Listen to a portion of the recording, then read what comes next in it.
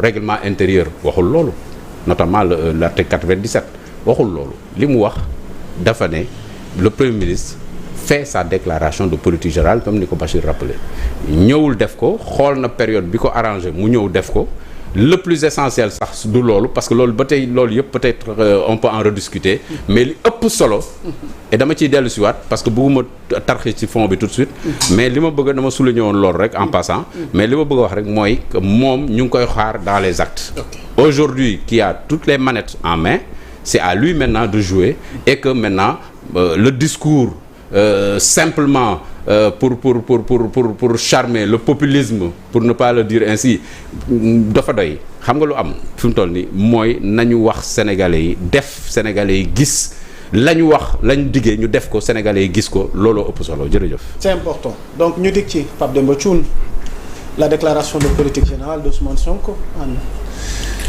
lan moo ci sa njàngat. bon man tout d'abord su ma koy apprécier comme Bachir ak Pape Amadou ak Diouf xam nga man dama koy apprécier ci ñaari angle mooy ci forme bi ci fond bi. ci forme bi jusque là façon j'ai vu que lépp lu ñu waroon lu ñu doon xaar ci DPG am na fa. donc bu ci amee par rapport à la forme man aw ma ci commentaire bu bëri bu ma ci def sauf que ci forme boobu laata ñu ci jógee mooy la déclaration de politique générale c'est un impératif li war am la c'est-à-dire que le Premier ministre une fois ñu nommé ko moom war na préparer ñu def xam ne da koy def mais kañ la mooy luñ ko tegul ci constitution bi waxu ko du point de vue timing suba la ginnaaw suba 2 mois 3 mois non. parce que naroon naa la ci interpeller en tant que juriste concernant li ñuy wax. non waxul loolu texte bi. le texte est clair. il est clair la première phrase. est-ce qu'il y a un impératif une injonction à ce que farata la mu.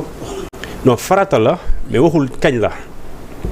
parce que c'est un impératif on dit après sa nomination virgule le Premier ministre fait sa déclaration de politique générale devant l'Assemblée donc da nga koy def moom vraiment loolu débat dañ koy def te boo ko deful da nga ko war a def léegi nag kañ la moom la constitution bi waxul mais y a le règlement intérieur qui précise que da nga koy def 3 mois après. dans les 3 mois. au plus tard 3 mois. waaw mais c'est ça après la nomination je veux dire. waaw du warul génn ñetti weer. waaw c'est ça léegi nag temps bi nga xamee ne moom lañ ko nommé avril. temps boobu noonu le règlement intérieur n'était pas à jour donc s'il n'est pas à jour c'est un faux yaa ngi dégg.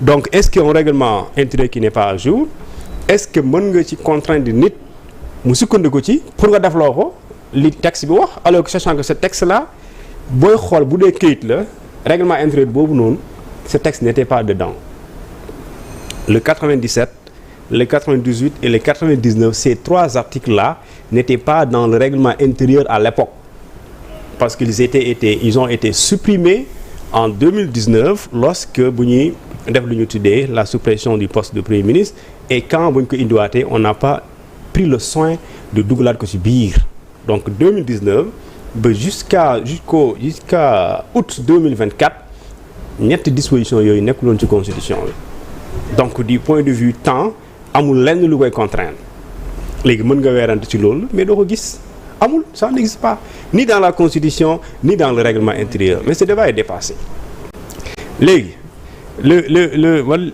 ci fond bi xam nga je pense Sénégalais bu ñu mënoon teg tey nga teg ko nga ne da ngay def déclaration de politique générale tu peux pas tout dire ala kulli aal nga am loo fàtte ala kulli aal loolu nga fàtte dafa am solo ci ñi nga xamante ne ñoom la concerné directement.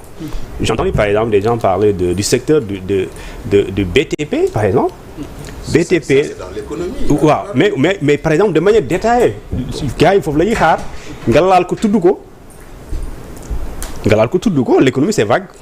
Il y a beaucoup de secteurs yoo xam ne dañuy créer économie d'ailleurs tout ce qu'on fait dafay créer économie donc kon te laal nga leneen on a parlé justement de ce qu'on appelle de l'agriculture et pourtant ça crée de l'économie autant que le secteur du bâtiment aussi dafay créer loolu yow bëgg a wax mooy tuddoo ko léegi ñi ci nekk dañuy jàpp ne da ngeen fàtte léegi lu ci ëpp solo moom pour moi mooy il y a des points importants qui ont été quand même avancés et je pense su fekkente ni mën nañoo dem ba yooyu réussir ko ce sera pour le grand bonheur des Sénégalais.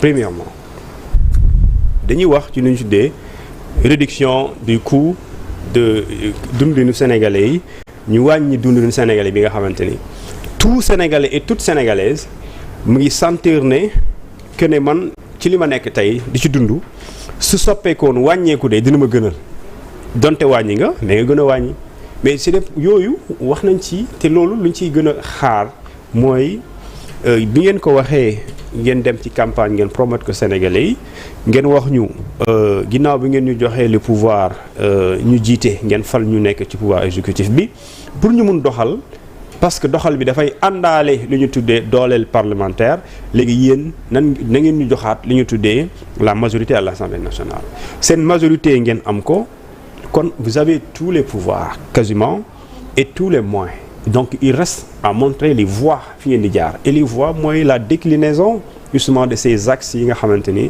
fa lañ jàpp ne effectivement foofu la ñuy jaarale Sénégal pour li nga xamante moom mooy d'ici à 2029 et d'ici à 2050 léegi nag est-ce que ils vont y arriver c'est la plus grande question et la plus importante léegi loolu je pense que ñu ngi toog di xool di observer léegi nag mën nga gaaw a di apprécier faits yi parce que jotaguñu yegguñu ci mais mën nga jox ne mën na nekk parce que y a eu des faits qui l'attestent un peu léegi nag on va voir yi nga xamante ni mooy points yi ñu va soulever avec l'abrogation de la loi d'amnistie fermeture des bases militaires pas françaises mais étrangères parce que ça sert à rien de renvoyer gens et de faire venir Paul c'est la même chose donc loolu je pense que au cours de l'émission dinañ ci mën a dinañ ci mën a xuus ndax ñu ngi jëm nag ci li Amadou Diouf dox débat de fond bi nag ñu ponk yi bëri woon na trop ndax li ci gën a am solo mooy dañuy jël ponk yi nga xamante ni Pape Amadou Mbaye ñoom ñoo ci gën a fës surtout étant juriste exactement il y a eu un débat au niveau de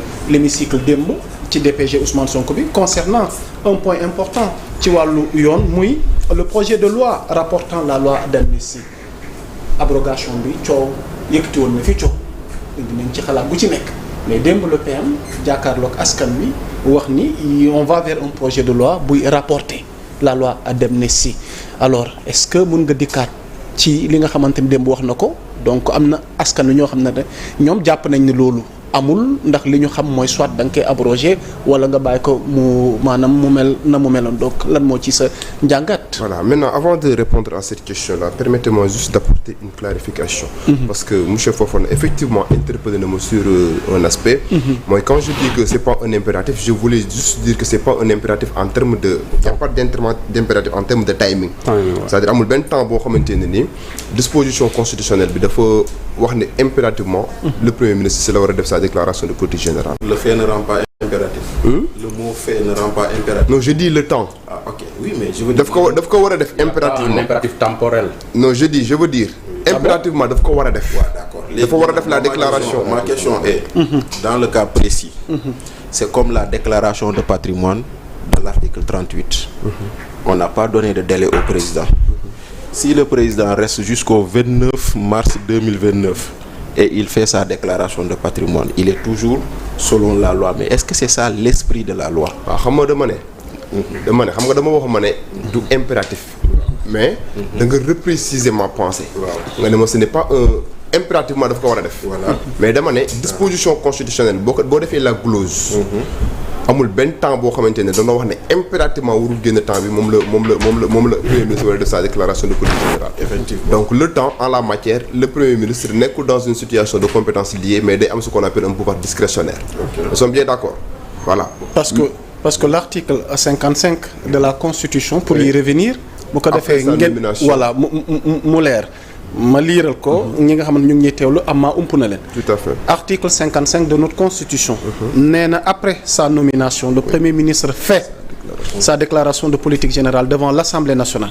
Cette déclaration est suivie d'un débat qui peut, à la demande du Premier ministre, donner lieu à un vote de confiance. En cas de vote de confiance, celle-ci est accordée à la majorité absolue des membres de l'Assemblée nationale. Maintenant, yéen ñaar, donc seen débat mi ngi situé wu là où on dit que le Premier ministre fait. Voilà Donc il y a pas d'impératif. yow concernant le timing. Monsieur Mbaye même xanaa duñ fi def débat sémantique xanaa. Il n'est pas lié par le temps. On peut faire l'économie du temps. on n'en fait pas mais s'il vous plaît on n'en fait pas. mais même ma wax la. xam nga lu tax le fait est important. Tu as dit le Premier ministre fait. Alinéa 2 loo lire après cette déclaration. loo ci teg.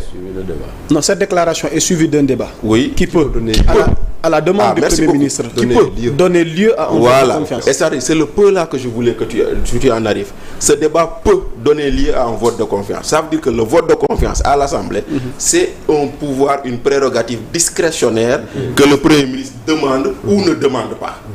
C'est-à-dire sans le vote de confiance, la déclaration de politique générale est validée. Xam nga fii nii y a le fait et le peut. moo tax xam nga c'est du droit on parle du français mais c'est du droit moo tax may ne le fait ici. mais l'impératif bi nga suscité. oui le fait rend. D'où intervient l'impératif. Oui, le fait rend impératif la déclaration. Non là, oui, on est d'accord. Et après c'est le timing en fait. mais Amadou Mbaye moom pour Amadou Mbaye li mu bëgg préciser mooy moom dafa ne impératif amul ci aspect timing. Mais c'est ça, oui, c'est ce qu'il veut préciser. On est d'accord. Il n'est pas lié par le temps. La DPG impératif la. farata la. D'accord, constitution la. Mais timing bi. Mais maintenant aujourd'hui la DPG. impératif la. La DPG. impératif la.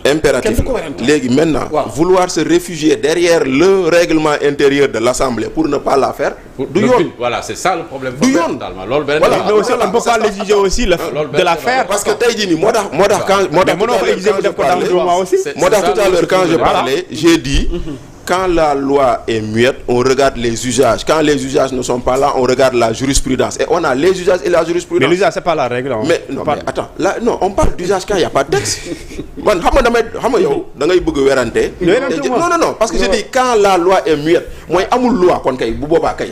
Bu amee loi on parle pas d'usage. La bonne expression mooy quand il n'y a pas de loi. Merci beaucoup. Mani user de pouvoir d'interprétation. Merci beaucoup. Pouvoir d'interprétation boobu.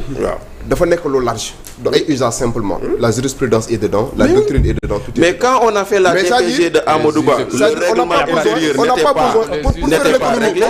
On essaie d'avancer. Pour faire l'économie du temps. Pour faire l'économie du temps, on n'a pas besoin de faire un tapage par rapport à cette question. Je crois que moom li mu wax ak ma li mu wax c'est la même chose. C'est-à-dire dama ne la déclaration de politique générale c'est un impératif.